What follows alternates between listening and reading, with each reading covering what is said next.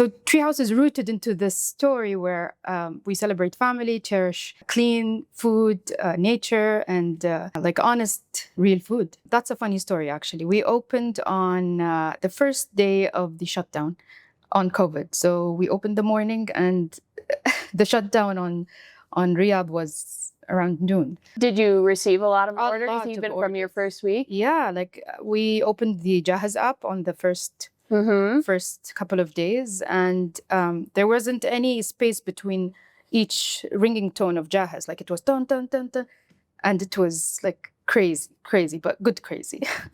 Welcome to Success Saudi, a podcast featuring leaders and entrepreneurs in KSA. Our aim is to provide you with local tips and wisdom to help you on your own journey to success. My name is Maria Kamedi, and I'm here today with Lulwah Al Juraiban.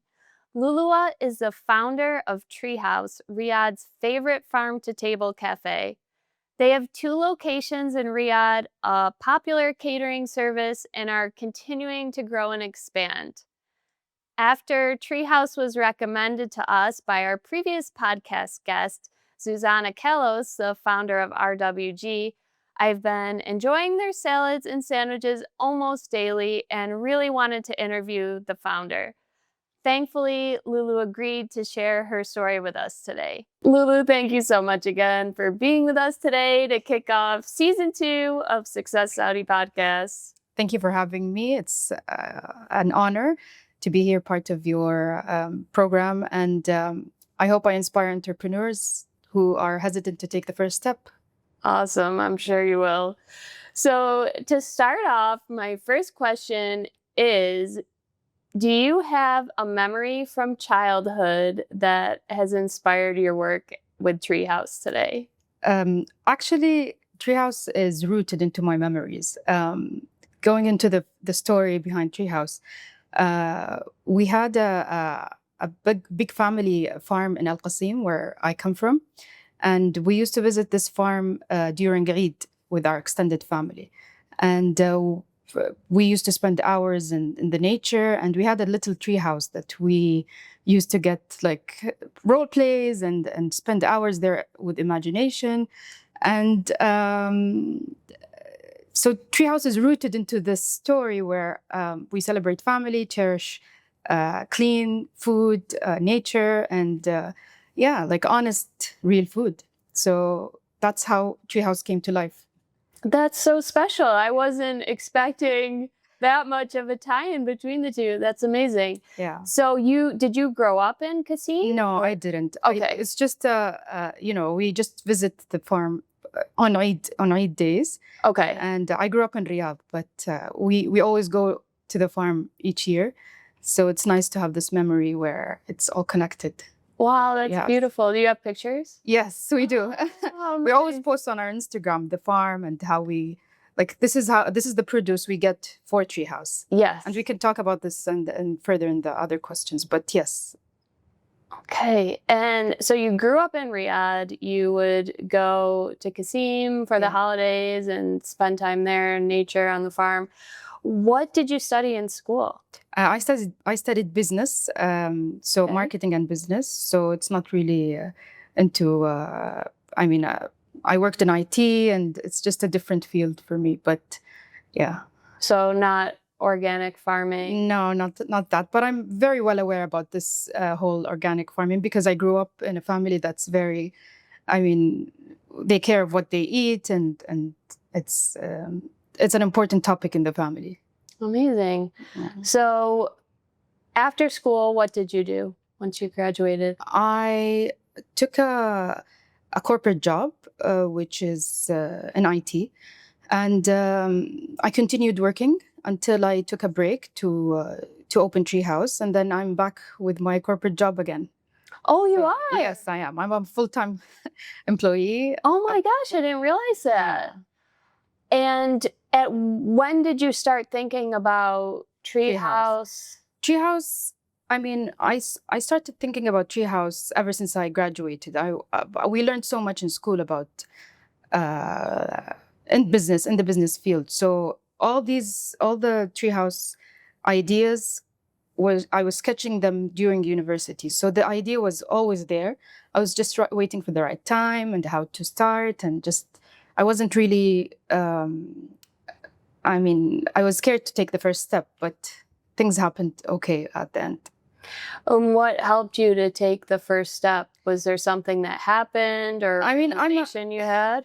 I'm a risk taker, so I took the risk at a young age. I asked questions. There were people in the field, so I wasn't hesitant to take their advice and see what did they do, and I just followed their steps. So Family members just or friends friends in the honestly, food and yeah. beverage industry? Exactly, yes.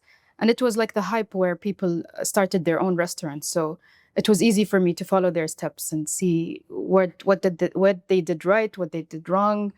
And yeah, that was basically how it all started.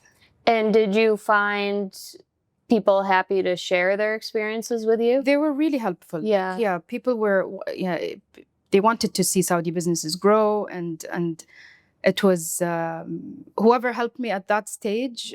I really owe my all the success to them. So, And what year did you start Treehouse? okay, so we opened. That's a funny story, actually. We opened on the first day of the shutdown on COVID. So we opened the morning, and the shutdown on Riyadh was around noon. So it was a challenge, of course. I thought, like, what did I do to myself? Like, when I started this happens. And then it turned out to be a blessing, because people were like they were health conscious. They wanted, Right. they wanted clean food. So it turned out to be okay, despite like the restrictions on mobility and leaving the house, and employees going and coming back. So that was a challenge. And when exactly was this? It was March 2020. March 2020. Okay. Yeah. And that was our first day. And yeah, I remember spending days in Treehouse. I can't go home because we can't come the next day because we didn't have permits to use the car, and it was chaotic. But I can't imagine. yeah, but it was fine because I had a good team, and we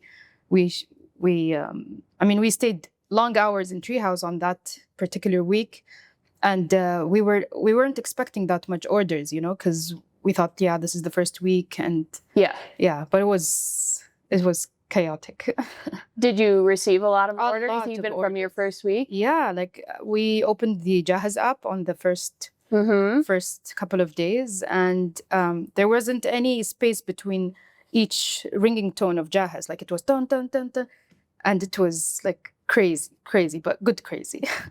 Wow. Yeah, we sold out every day ahead of what we expected. So if you had started and there wasn't the COVID lockdown, did you plan to put Treehouse on the delivery apps right away? No, not at all. Okay. Yeah, we haven't planned that because we thought we want people to come and dine in and know the story, it was part of the plan, but things didn't go as planned. And you adjusted. Yeah, and we adjusted because we had no other choice. How interesting. Mm-hmm. And how did you get the word out about Treehouse from the beginning?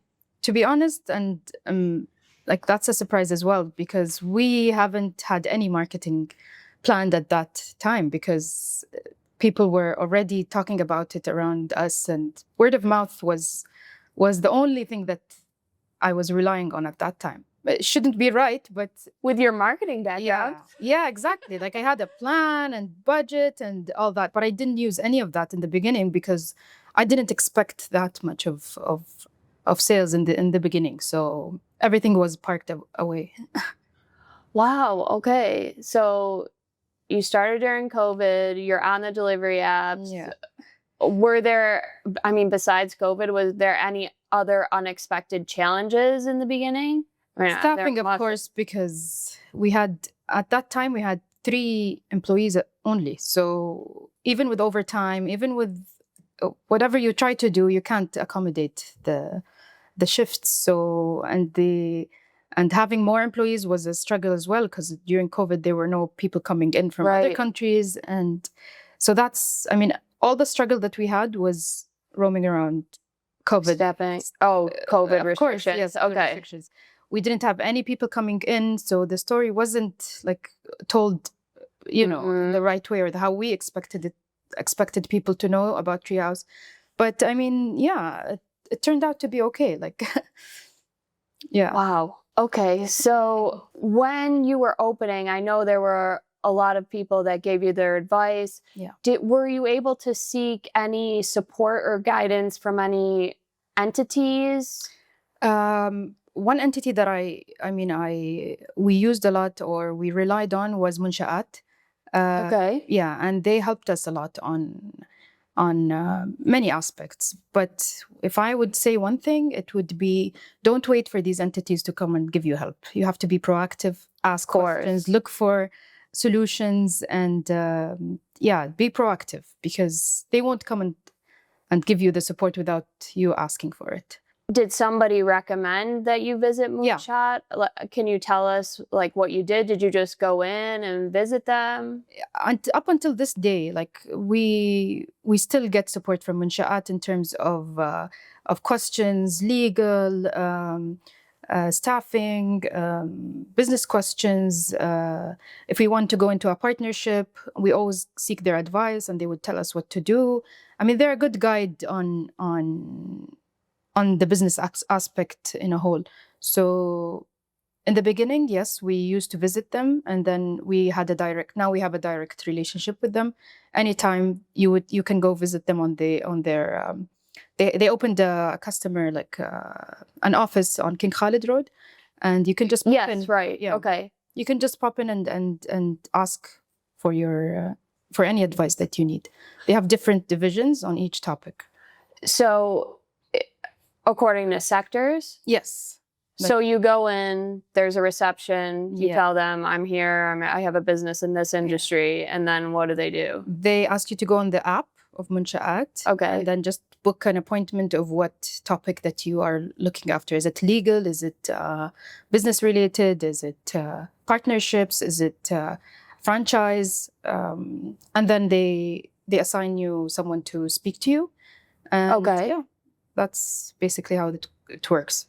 And the people that they assign to speak with you, are these employees of their organization, or are they Yes. they're employees? Yes, they're Monshaat employees. Okay. Yeah. So they have experience with other businesses, of course, because they get a lot of people around. They get a lot of experience because they meet a lot of entrepreneurs. Yeah, they're dealing with a lot of businesses. And for example, you mentioned legal. Yeah.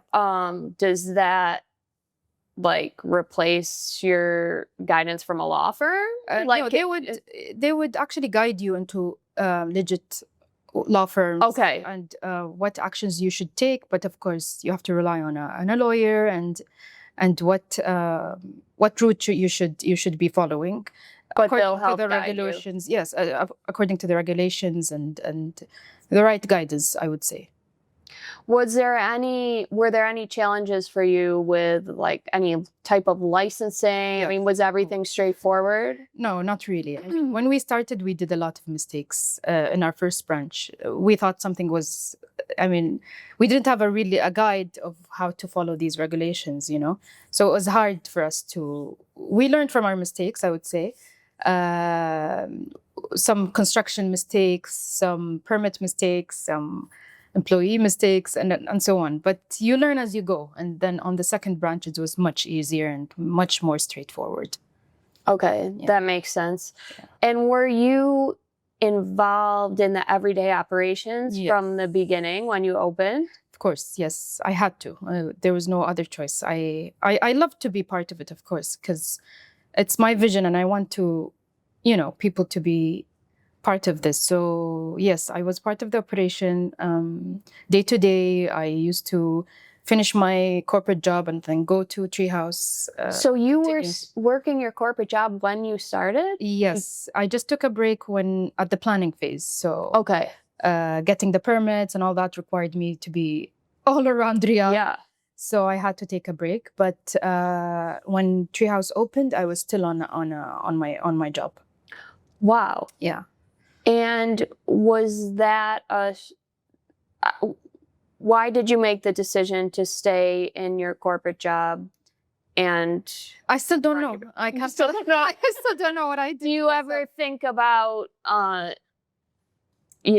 switching and focusing on your business full time? Yes, at some point I think I will. It's just waiting for the right time, or maybe because I've been into this job for over 10 years, so it's just like it's becoming a lifestyle that, it's hard to let go of it, and it would take a lot of courage to have that structure in your life. When you have a job from 9 to 5, and what does your job consist of? What type of work are you doing in your?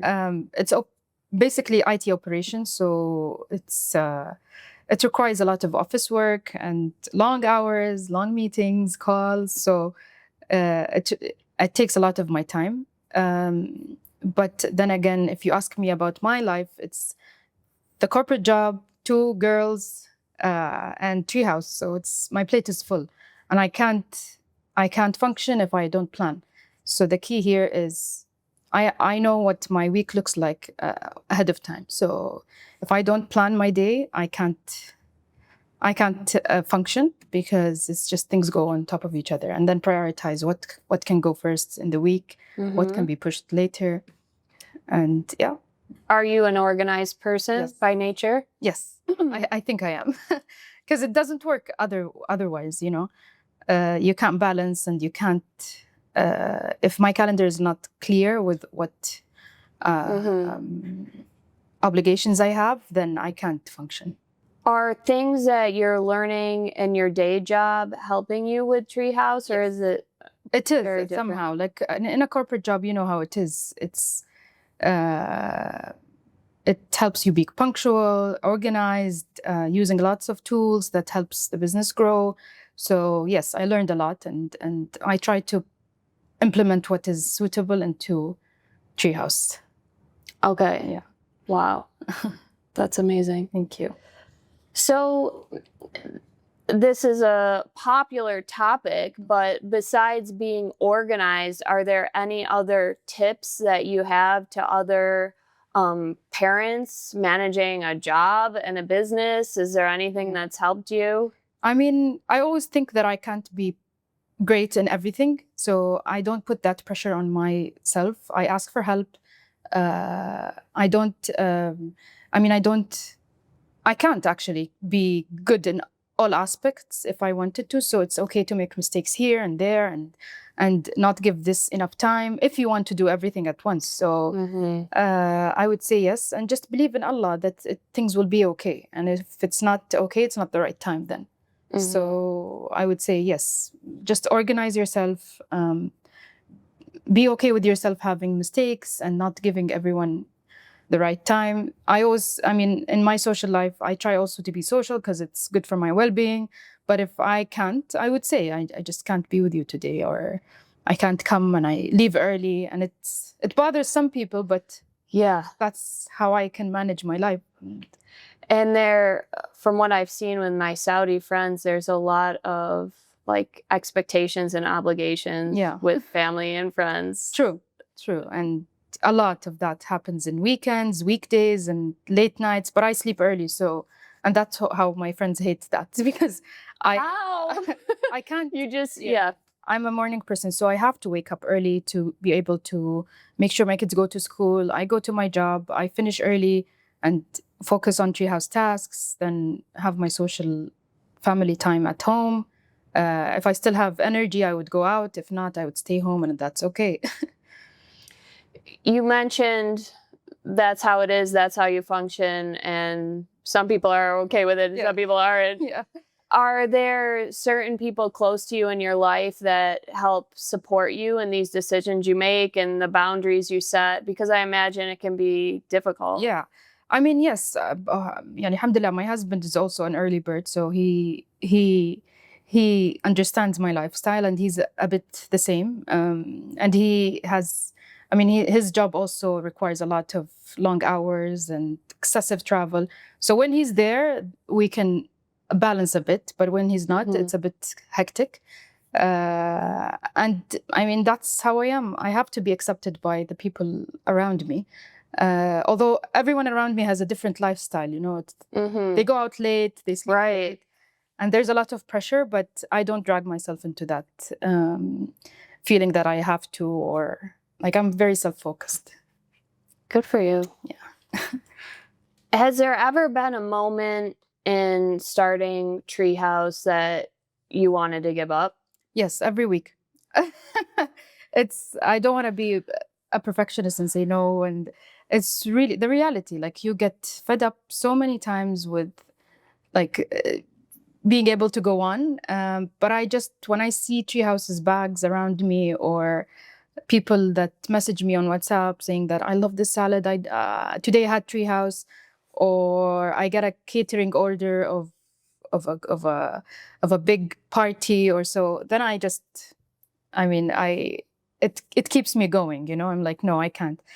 Plus, I'm very emotionally attached to Treehouse, so I treat it like one of my kids, and you can't let go, you know, of your kids. So whenever I get a partnership request and all that, or selling Treehouse to someone, it's just that emotional connection is hard to, you know, just let go of it. So yes, I get these thoughts, but I try to overcome them when I think about the positive side of it. And is it thinking about the positive side, the memories, the customer experiences and things people say to you that, you know, give you that extra boost? Is there anyone else? Like, do you have any coaches or anyone that... No, not really. No coaches. It's just how, you know, these good moments are really, really special to me. So I try to look at them and keep on going. You know, sometimes I try to read the customers' messages, sometimes the feedback, and it just gives me perspective that I have to go on and continue the journey.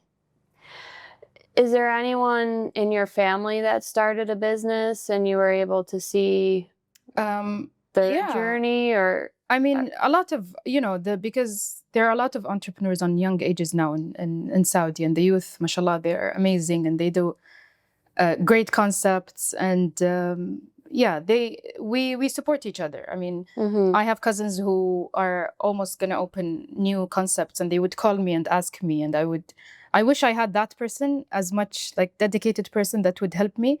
So I try to be that person around the people that seek help.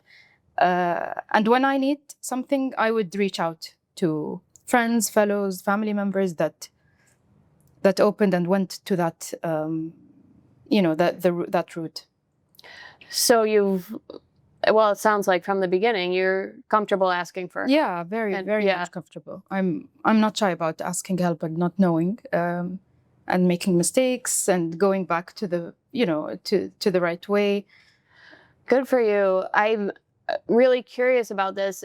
For myself, my father has a home improvement company, and I was working in his business growing up and just watching him and the catastrophes that would happen at work. And I remember just thinking to myself, like, why doesn't he just sell the business and walk away? Like, this is too much for someone. But he just kept going. Yeah. And things got better. And you see that that's the nature of business. But I feel like if I didn't see that, it would be hard to like know that. Yeah, exactly. Like you would think things are sunshine and everywhere is bright, but in reality, it's not. You get challenges. But if I would advise anyone anything about this aspect, I would say I try not to drag myself into the day-to-day issues and make them big, you know. I just look at the big picture, take a step away, and not take action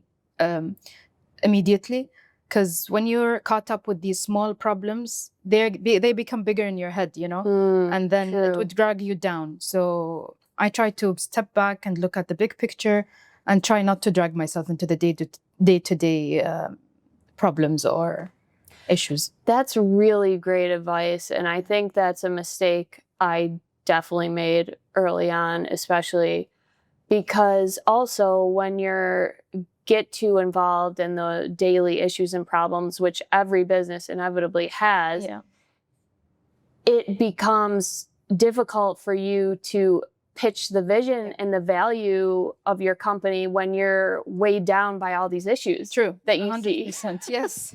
So I found it was getting hard for me to like sell Yeah. because I just knew all the problems we're having. You just get dragged into it, and you shouldn't. You just have to be a bit away about on these issues.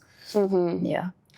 Do you have a personal assistant or executive assistant, somebody? We have a very great team in Treehouse. You do? I would say that, because without this team and help and people around me in Treehouse, I can't do it myself. So yes, a good team that has obligations and responsibilities around all the aspects of the business. So yes, we do have help, and I can't run the thing all alone, especially with 2 branches and things getting bigger. So yes.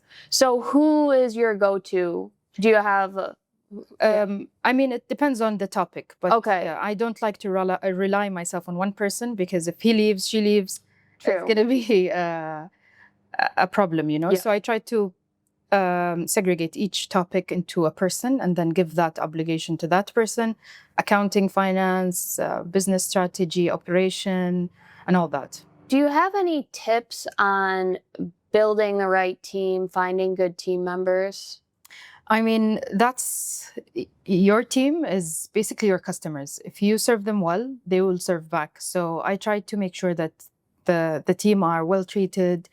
And, you know, it's just hard sometimes when they're expats. It's hard enough to be living alone in a new country, and that alone is a struggle. So we try to make them feel home. We try to make them feel welcomed, and just try to treat them fairly.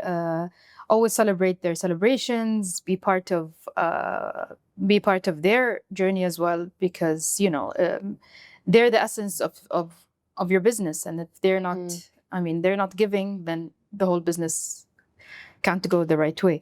So if you ask me about the process, yes, we interview them. We don't rely on phone interviews. I would say try to get video interviews.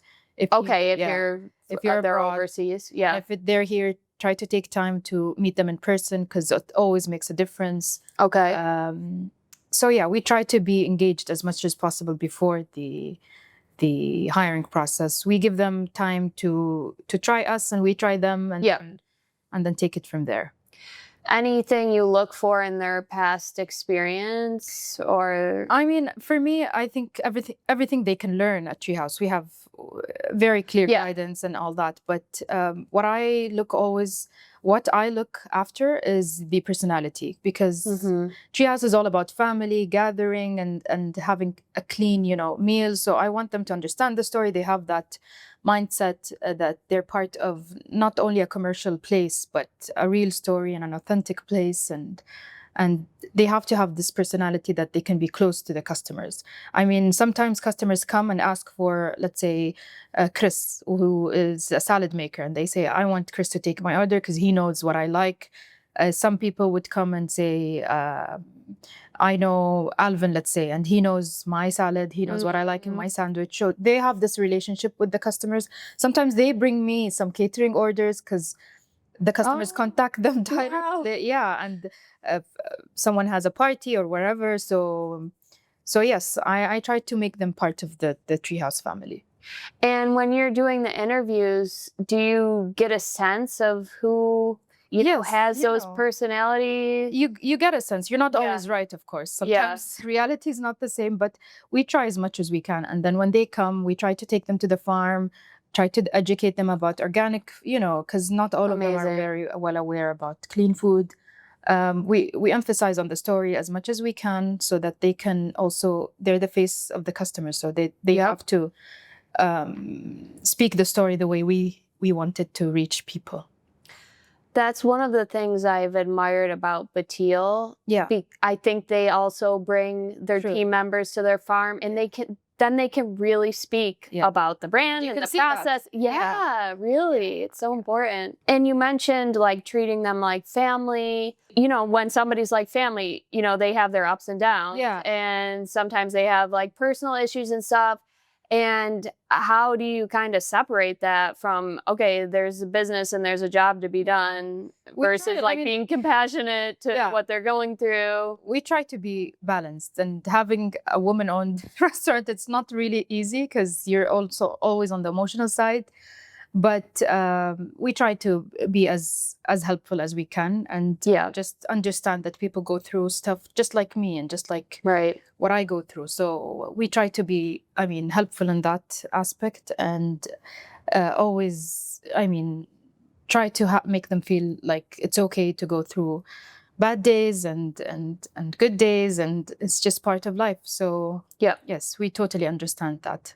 Ooh, tell us, why did you start Treehouse? Okay, it's still connected to a personal journey. I had a family member who, for long years, suffered from cancer, and at that time, doctors weren't really optimistic on how much time she could live. But then, what they advised is that just focus on clean nutrition and clean food. And then that's where we started our organic farming business, where not the business, of course, at that time it was just for family and for her specifically. And surprisingly, she lived 7 beloved years. So I saw that impact of clean nutrition and clean, honest food. And then the farm grew to supply our family members, extended family members, friends. I used to get so many calls from my friends saying, can we get some vegetables? Can we get some? And then this farm started supplying major supermarkets. And it was one of the first organic farms that had international accreditation. So it was well known that it was real, organic, no pesticides and all that. And then now when our generation came on, I wanted to share or continue this clean food concept into salads, sandwiches, smaller families, and a wider range of people to enjoy. So that's how Treehouse started. Wow. And who was managing the farm? The farm was managed by my dad, my uncles, and my uncle. Actually, I just have one uncle. So it was personally, it was through just a family farm, you know? Okay, wow. And it grew into, now it gives major supermarkets around Saudi. That's really interesting. Yeah. Who are Treehouse's customers? Well, what we love about Treehouse is our customers are really diverse, from the biggest CEO and owners of the biggest banks to the small kids who are in the kindergarten with my kids that love the kids' meals. By the way, I love that you added the kids' meals, because I'm always going in and ordering for myself. And then, one of my kids will get home and it's like, boop, healthy meal for... Yes, and we noticed that many of the kids' meals customers are the adults, not the kids. So people actually love that. And then we have the catering line where people are, and I'm happy that it's growing nicely, because people are fed up with, these coffee breaks where you have cookies and croissants and you just feel bloated. Thank you. You just feel bloated right after that, and it doesn't serve, the coffee break purpose. So having clean, healthy meals in between breaks actually is better. So plus these nice events, birthdays, the catering line serves that. So these customers are growing, and they're diverse. How do you decide which items to put on the menu? So basically, the farm writes the menu. So whatever that is in season, we try to incorporate into the base of our recipes. And we try to come up with recipes around what's in season, because that's all. This is what we are about. We try to avoid avocados, let's say, on winter, because they're not ripe, they're not nice. And then we stop these items for a while until they're back in season. And we listen to customers, because they suggest many, because they're like Treehouse customers and they know what the taste palette is. Yes. So they usually suggest and send us messages, and family friends also always suggest. If we travel and see something really unique, we would try to find out how it was made or try to, adapt it to the Saudi taste. So this is how we come up with menu items. Amazing. Any plans to expand the menu, or are you Yes. keeping it simple? I mean, for me, it's overwhelming to go into a restaurant and having so much options. Yes, I would agree. just leave. I want to know what's good. Yeah. So I try to limit the items as much as I can, but I always change the menu. So Okay. you would find some salads that are here this month, but not next month. And then some seasonal stuff that comes into Ramadan, Eid, and so on. Nice. We want to keep it Solid interesting. Fatouche. Yeah, Tried it. exactly. Very good. Fatouche as one of the ones that continued beyond Ramadan because Yeah. it had so much fans. So we kept it. Good. Yeah. How do you manage food waste? Okay, so I would answer this question into two parts. Part number one would be the vegetables that we take from the farm. The organic vegetables, some some supermarkets would have regulations on what the carrot size would be, and they would not accept like a beyond 15 centimeters, let's say, or Okay. 12 or whatever. And then usually in farms, these go to waste because nobody would take them. So in Treehouse, we try to take these, like they call it the ugly, beautiful vegetables. And I shed light on this subject on social media a lot because these vegetables are good vegetables and they're not supposed to go to waste. They're just Right. not at the standard sizes. So we try to take these vegetables and use them in our menu. The second thing would be in our recipes, we try to come up with recipes that, like the stems of the coriander or the parsley stems that are usually thrown. We usually try to use them in, for example, chicken broth, soup, or the baked vegetable sticks that needs green color. And so we try to come up with recipes that will eliminate food waste in the operation itself. So that's how we Amazing. manage it, or try to be, the good part of the food waste. And it's one of the most important topics to me. If you search my WhatsApp group with my team, you would always find the word food waste. Like I try as much as I can because I feel it's not, yani, it's just not good to have that much food waste every day. So I try to stress on this day to day in the operation side. It's so sad when you go into the supermarket and like the other day I saw like just all these ripe avocados. Yeah. And it's like, those are just going to waste tomorrow. They're not going to survive tomorrow. Yeah. And even like with, I don't know the reason for this, but it seems like a lot of the bigger establishments and supermarkets, when they have like bakery items and things that have expired, like they don't let staff take it. Yeah. Do you know why that is? I think because I don't really know, but I think because they're just not comfortable having the staff take stuff that it's not really a waste. But I think that's the reason. But so that sometimes they cut the chicken bigger so that they can take. I think right. that's okay. I mean, maybe maybe. you're seeing it from both sides. I just see the waste. But it's also not, it's just heartbreaking to see that much food go to waste, and it's just not good. Well, I'm glad to hear that we try taking all possible measures to limit that. Yeah. What are some key lessons that you've learned along your entrepreneurial journey? I would say taking risks is one. Listening to constructive feedback is another one, because sometimes you get too defensive because you're attached to the brand and you don't want to listen to what people think. But actually, it's hard to hear it sometimes. It's hard to hear it, but it's reality. I mean, you need to adapt to what people like and they don't like. And just believe that Allah will make things better at the right time. So if it's not okay now, it's just God's plan that it will be. You have to have that faith. And yeah, that's basically what I learned and learn from your mistakes, of course. Don't let your mistakes be there just to look at. Just learn from the mistakes you've done, and don't try to make them again in your future plans. Have you learned anything about yourself on a personal level? I mean, I the think I 5 evolved years? and changed Yeah. during this journey because, like learning from my mistakes was one of the things I didn't believe in that in the past, but then Oh, when I really? started doing them and see the impact, I started adapting into learning from these mistakes. You saw the Yeah. benefit Yeah. of learning those lessons. Yeah. What are some of the biggest opportunities you see right now in the F&B sector in Saudi? I mean, I feel like Riyadh is being the capital of a lot of, sectors, and F&B is one of them.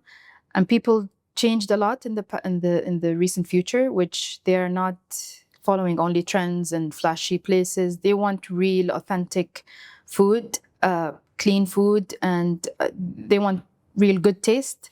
So I think the opportunity is there. You just need to be creative and look for the right opportunity.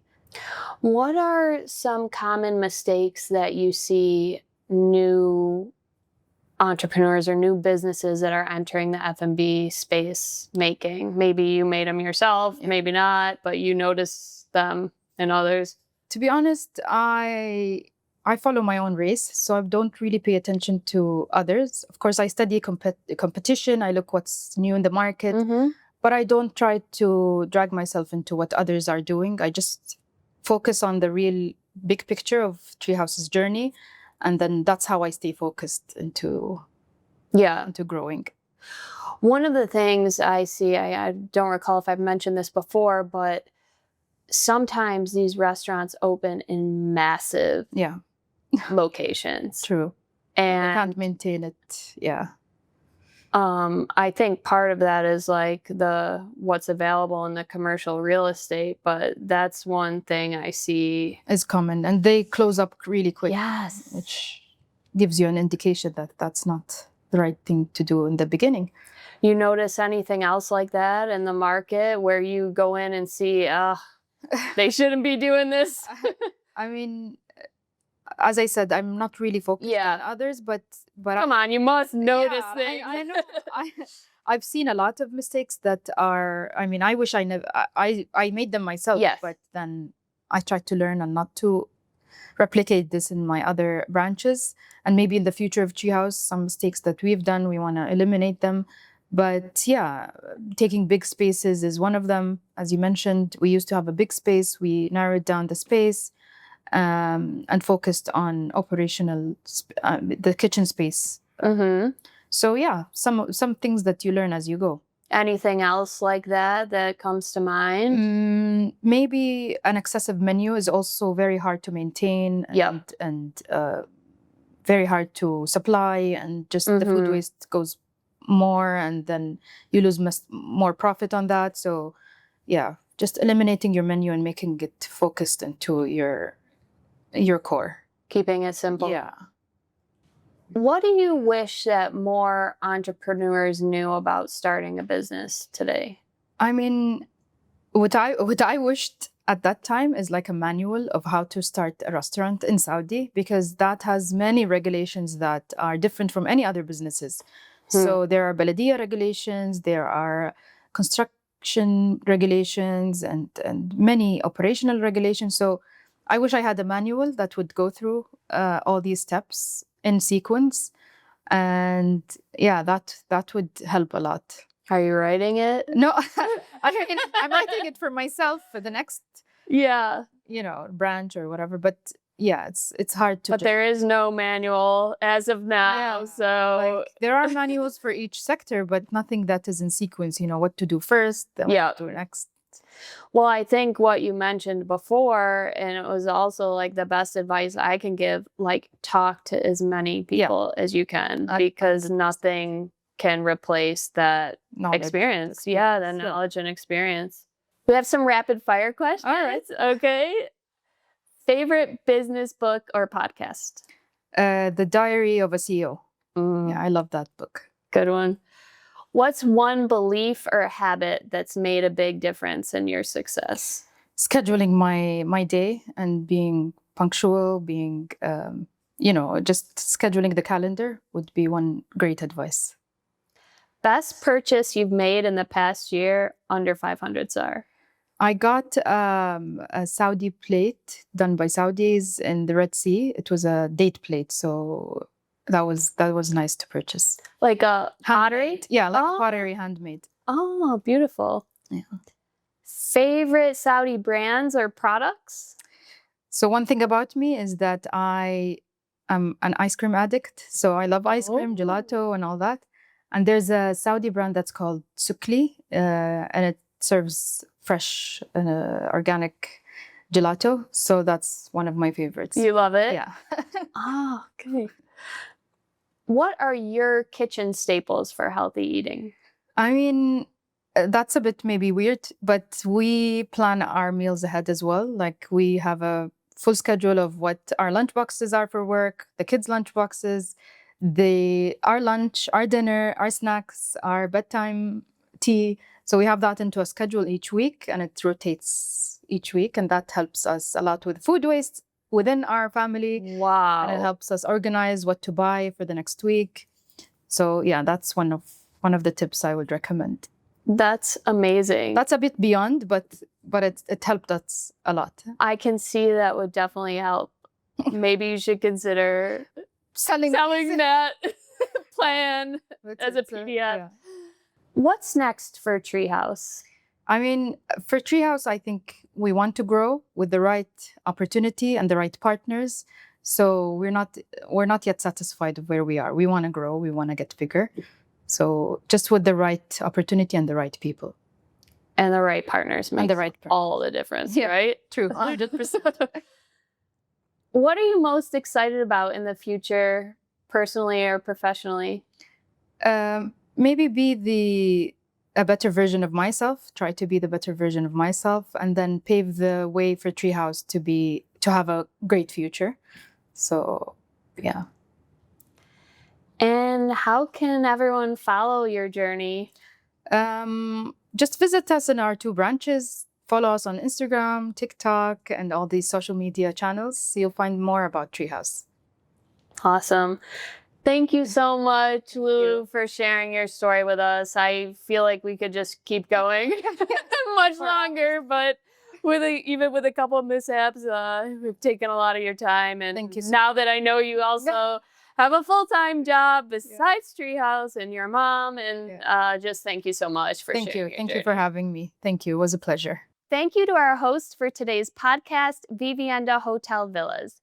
Vivienda is a distinctive concept of luxury hospitality, offering an exclusive collection of private villas designed for those seeking the finest standards of privacy, comfort, and elegance. Located in Riyadh with 5 branches across the city and 1 prestigious location in Jeddah, Vivienda provides a unique home away from home experience. Each villa has its own private pool and garden, ensuring an unparalleled level of relaxation and exclusivity. Since Vivienda opened its beautiful DQ location, I've hosted a couple of private dinner and brunch gatherings here in their poolside restaurant, and the entire experience has been exceptional. Thank you, Vivienda, for welcoming us today. This episode begins season 2 of the Success Saudi podcast. We have an exciting lineup of guests on the calendar and would also love your recommendations. Do you know an amazing entrepreneur or industry leader with experience and wisdom to share with us? Please send us a message and let us know. Thank you so much for being part of our mission to empower entrepreneurs in KSA.